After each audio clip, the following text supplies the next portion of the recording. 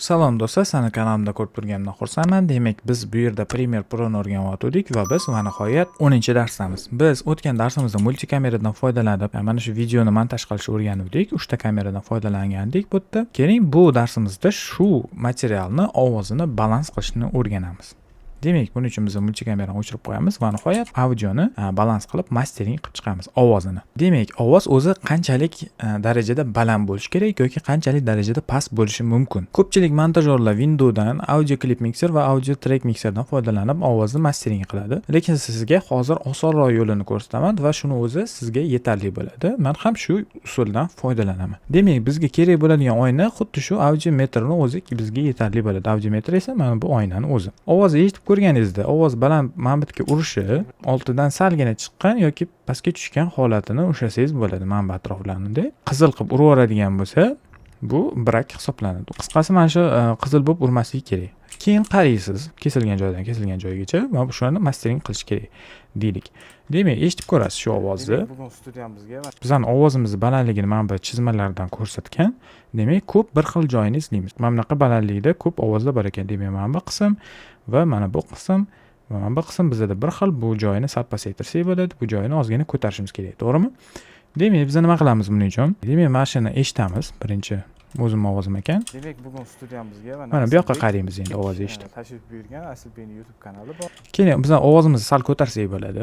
Buning uchun ovozni belgilaymiz va men klaviaturamda G ga qo'yganman. G audio gain ochiladi. Audio gain boshqachasiga ochsangiz ham bo'ladi.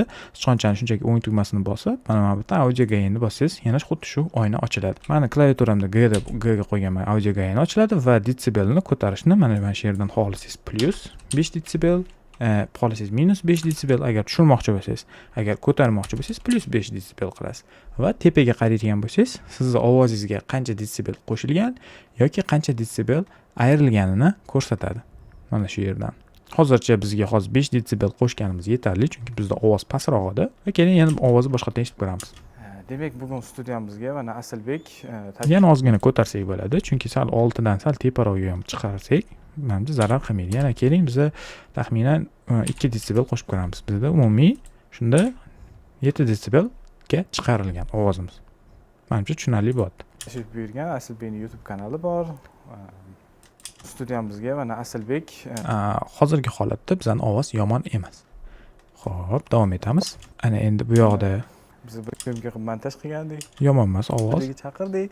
YouTube kanali haqida gapirsangiz ham bo'ladi. Xo'p, umuman olganda yomon emas. Endi, demak, men bu joyga kelganda meni ovozim past, to'g'rimi? Bu joylarda ovoz normal holatda. Bu joylarda ovozni qanaqa ko'taramiz? Xohlasangiz, S bilan mana bunaqa kesib, alohida mana bunaqa qilib gaindan to'g'rilab ko'tarsangiz bo'ladi, yana qo'shimchasiga. Ha, Shogirdingizmi akamiga? nima bo'ladi? Gimnaziyasiz bo'ladi. Ha, Shogirdingizmi akamiga? Ko'rdingizmi? Misol shunaqa ko'tarsa ham bo'ladi, lekin nima bo'ladi? nima bo'ladi degan so'zim bor ekan. O'zi shunaqa ko'tarsangiz ham bo'ladi ovozini, yoki bo'lmasa ko'rib turganingizdek, mana bu audiomizni o'rtasida mana bunaqa chiziq o'tgan. To'g'rimi?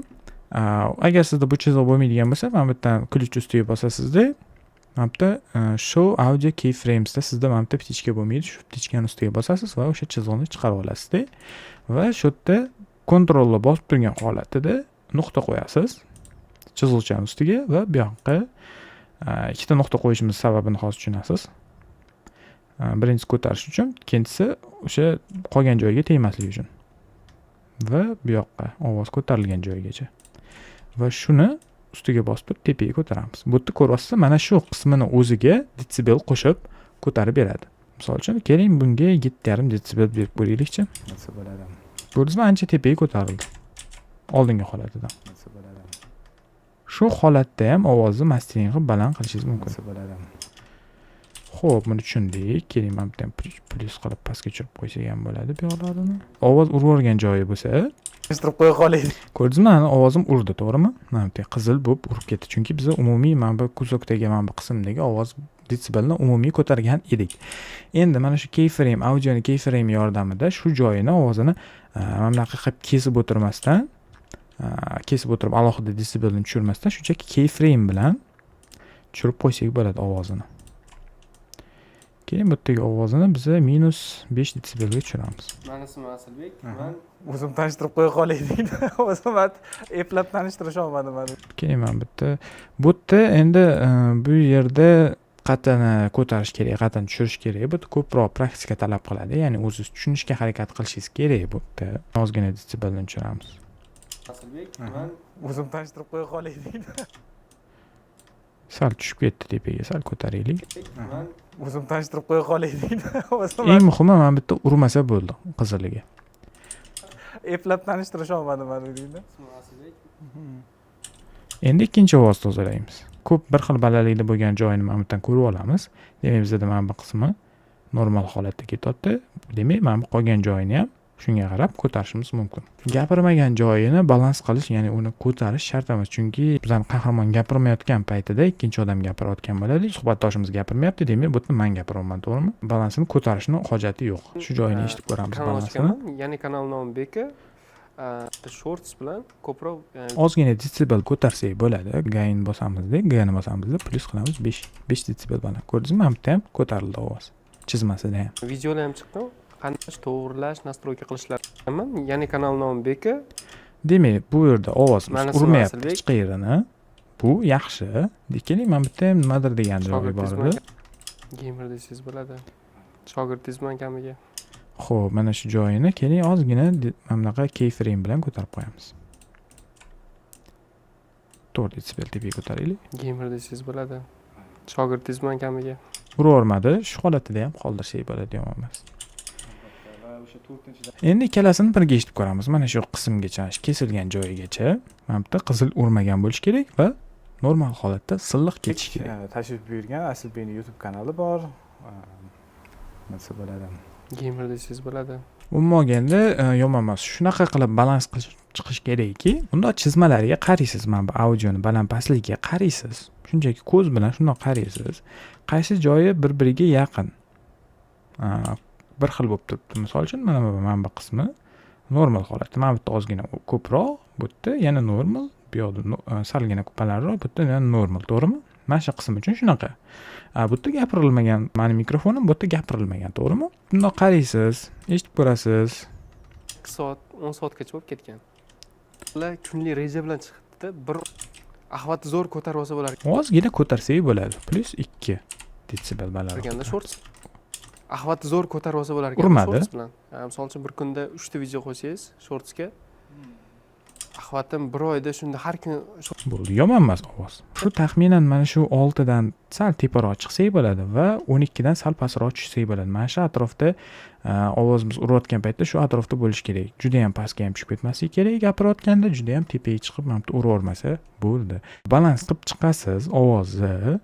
Mana sizga praktika qilish uchun shuncha ovoz multikameradan mana bunaqa terganingizdan keyin tagiga bitta neytralli muzika qo'yib ko'ramiz. Aynan muzika bo'lishi kerak, chunki agar ashla bo'ladigan bo'lsa, ashla aytgan joyida ham odamning ovozi bo'ladi. Odamning ovozi agar gapirayotgan, bizning ko'rsatuvimizdagi odamlarning ovozi bilan mus tushadigan bo'lsa, bu yoqimsiz bo'ladi. O'shaning uchun gapirilayotgan gapga uchinchi ashlachini ovozi qo'shilmasligi kerak. Faqat gaplashilyaptimi, demak suhbatdosh bilan o'sha boshlovchini ovozi turishi kerak. Tagida hech qanaqa qo'shiq bo'lmasligi kerak. Buni siz tushundingiz deb o'ylayman. Aynan muzikani o'zi bo'lishi kerak podkastlar uchun. Ko'rib turganingizdek, mana bizning muzikamiz ovoz balandligi mana bunaqa.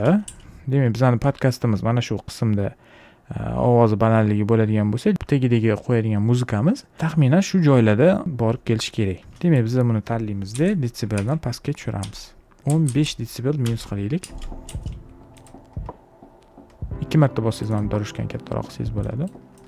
Hali ham muzikamiz juda ham baland. Keling yana minus qilamiz deb bitta boshqa klavish bosaman ham. Minus qilamiz deb, keling yana bir taxminan 5 desibelda yana minus qilib qo'yaylik. Aynan mana shu audiometrdan ko'rasiz. Aynan shu qismlarida taxminan shunaqa balandlikda urish kerak va o'shanga tushmaguncha o'shanda minus desibel qilib ketaverasiz. Eng baland joyini eshitib ko'rish kerak. Kerak yana minus qilamiz. Minus 3 desibel. Bu ham sal balandroq hali. Endi tagiga qo'yib ko'ramiz o'sha tozalagan joyimizni. Demak, bugun studiyamizga mana Boshini sal kesib olsak bo'ladi muzikani. Mana baland qismidan boshlab olsak ham bo'ladi. Demak, bugun studiyamizga mana Asilbek tashrif buyurgan. Asilbekning YouTube kanali bor. Nima bo'ladi? Gamer desangiz bo'ladi. Eng muhimi bizning birinchi planimizdagi ovozimiz, ya'ni o'sha birinchi turgan bizga muhim bo'lgan ma'lumotlar, ya'ni o'zini suhbatdosh bilan boshlovchining ovozi eshitilishi kerak. Ana endi biz podkastimizni oxirigacha shu muzikani bermoqchimiz, misol uchun. Endi biz nima qilamiz? Shu ovozni tanlab, misol uchun mana bunaqa qilib kopiya qiladigan bo'lsak, misol uchun mana bitta kesib qo'yadigan bo'lsak, ixrodning material o'zi keyin montaj qilaman. taktiga to'g'ri kelmay qolishi mumkin, taqit o'tishlar bo'lishi mumkin. Taktini buzmagan holatda mana shu podkastni oxirigacha olib borib qo'yish uchun, ya'ni muzikani cho'zish kerak bo'lib qoladi. Bitta instrumentdan foydalanamiz. Bu mana bittaki repeal editni ustiga bosib turadigan bo'lsangiz, mana bitta bizda remix tool bor. Mana notani ikonkasi turibdi, shuni ustiga bosasiz va o'shanga o'tdik. Biz o'sha instrumentdamiz hozir. Va muzikani oxiridan tanlab turasiz deb bu yoqqa qarab tortasiz. Va o'sha podkastimizni oxiriga olib kelasiz-da, qo'yib yuborasiz. Va o'sha yetmay qolgan mana bitta joyiga muzika yasab beradi. O'zi kesib, ulab, mana shunaqa qilib, ishqib muzika terib, mana shu muzikani podkastimizni oxirigacha olib borib qo'yadi. Bu muzikani bunaqa cho'zishdan oldin albatta o'zini balans qilgan bo'lishingiz kerak. Keyin agar mana bunaqa cho'zadigan bo'lsangiz, mana buni ko'paytirib ko'rsatadi, lekin uni umumiy balansi unaqa bo'lmaydi. Deyarli tayyor misol uchun ko'rsatuvimiz. Agar buni shunaqa nomlaydigan bo'lsak, mana bu yerga qaraydigan bo'lsangiz, sizda FX oldida bitta ikonka bo'ladi. Shu ikonkani ustiga bossangiz, audioga effekt berish uchun bitta panel ochiladi. Shu panelni agar sizga kerak bo'ladigan bo'lsa, bu yoqqa olib qo'ying. Va bu yerda biz faqat audioni tozalashga va unga effekt berishdan foydalansak bo'ladi bu paneldan. Xo'p, biz audioni shumini olib tashlash uchun mana bitta enhance degan knopkasi bor. Shuni ustiga bosadigan bo'lsangiz, bu audiodan shumlarni izlaydi-da, o'zi avtomatik tarzda shumlarni kesib yo'qotib yuboradi.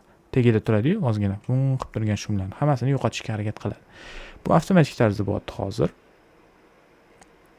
Va bizda mana audiomiz shumdan tozalandi. Ko'rasiz, mana bu yerda gapirmagan holatimdagi tagidagi shumlarni minus qilib tashlaydi o'zi. Demak, buni tushundik. Bu yerda audio o'zi shumdan tozalaydi va bu yerda mana bu yerdagi o'sha shumni qanchalik darajada tozalashini belgilasangiz bo'ladi. Bu yerda 7 karra tozalash, misol uchun bu yerda 3 karra o'zingiz belgilab, agar juda ham ko'paytirib yuborsangiz, misol uchun bu robotga yaqinlashib qoladi ovozingiz.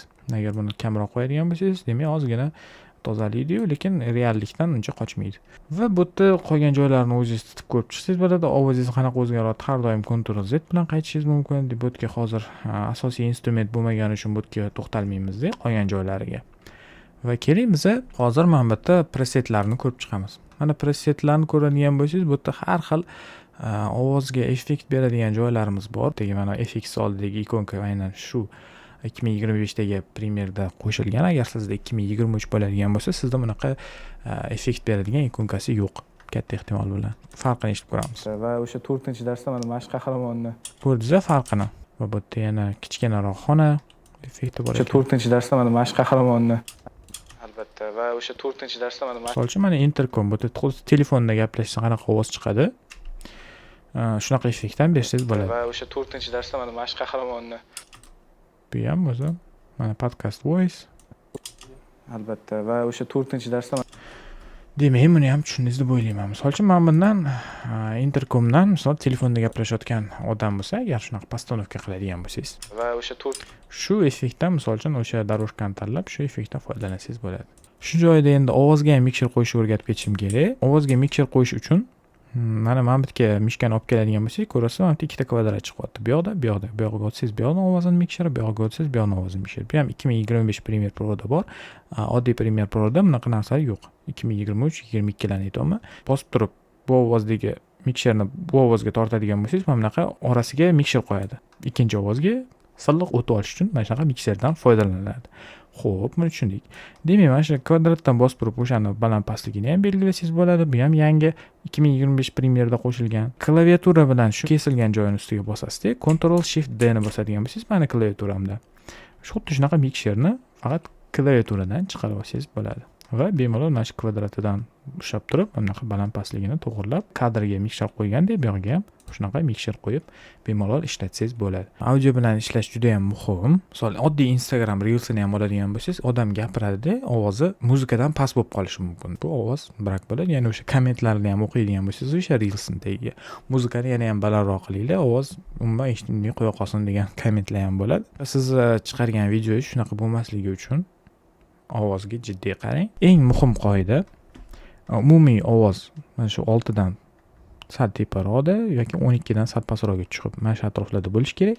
Muzikamiz esa mana shu 42, 48, 36 mana shu atroflarda yursa bu normal holat bo'ladi. Video sizga yoqqan bo'lsa like tugmasini bosing, kanalimga podpisatsiya bo'ling va shu bilan birgalikda agar montaj o'rganmoqchi bo'lgan o'rtoqlaringiz bo'ladigan bo'lsa, agar поделиться qilib qo'ysangiz, men albatta bundan xursand bo'laman. Telegram kanalimiz bor. Telegram kanalimizda shu исходник materiallarni o'zingizga skachat qilib, misol praktika qilish uchun olishingiz mumkin. Gruppamiz bor. Bir-birimizga yordam berib, agar birorta tushunmay qoladigan, ya'ni bu darsda aytib o'tilmagan joyim bo'ladigan bo'lsa, o'sha gruppada o'zingiz fikringizni bildirsangiz, buni albatta ko'rib chiqamiz birga. Gruppaga qo'shiling, Telegramga qo'shiling, kanalga podpisatsiya bo'ling, montaj o'rganing, mana marhamat, hammasi tekin. Bemalol o'rgansangiz bo'ladi. Eng muhimi o'zingizni bunaqa disiplinangiz, o'zingizni qat'iyatingiz yetsa bo'lgani. Keyingi darsda uchrashguncha xayr, sog' va salomat bo'ling.